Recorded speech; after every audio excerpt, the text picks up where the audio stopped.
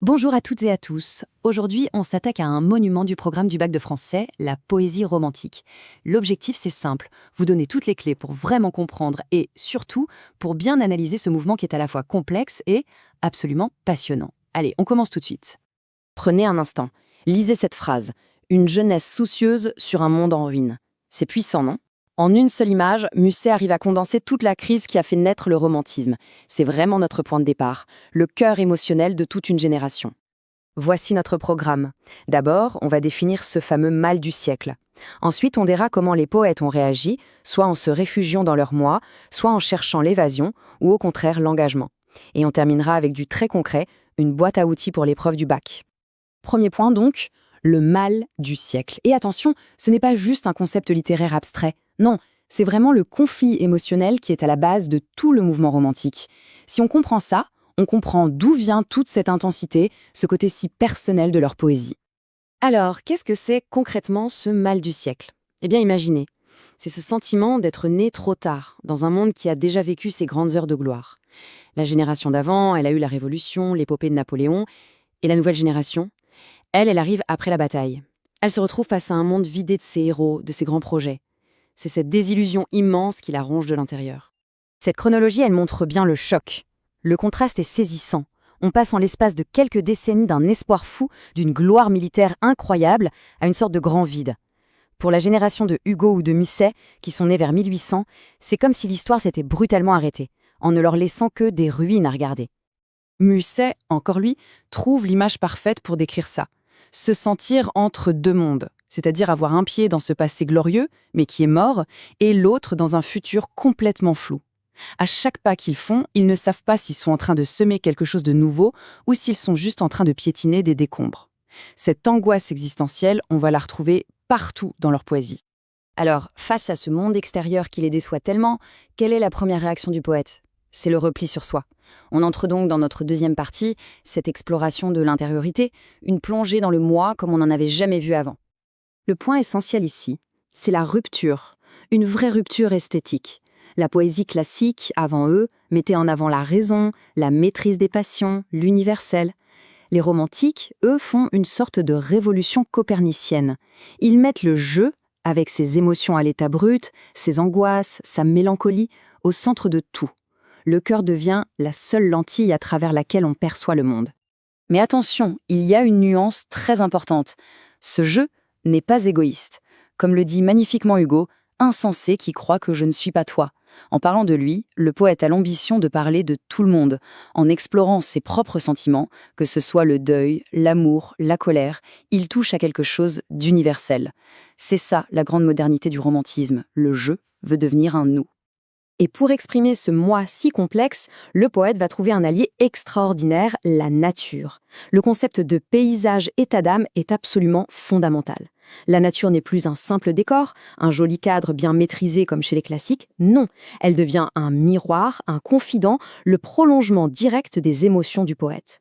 On assiste à une véritable fusion entre le paysage intérieur et le paysage extérieur.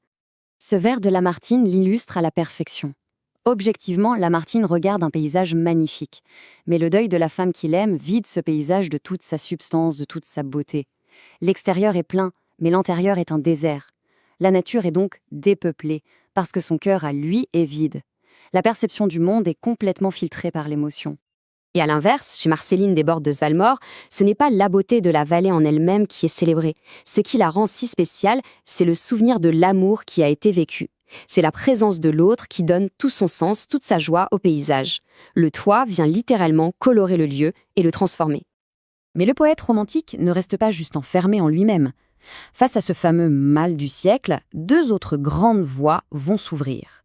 Soit fuir le réel, soit s'engager pour essayer de le transformer. C'est notre troisième partie. Ce tableau résume parfaitement cette tension qui traverse tout le mouvement. D'un côté, on a l'évasion dans l'imaginaire. Le rêve d'un Orient exotique, l'exploration du fantastique, comme Hugo avec ses djinns.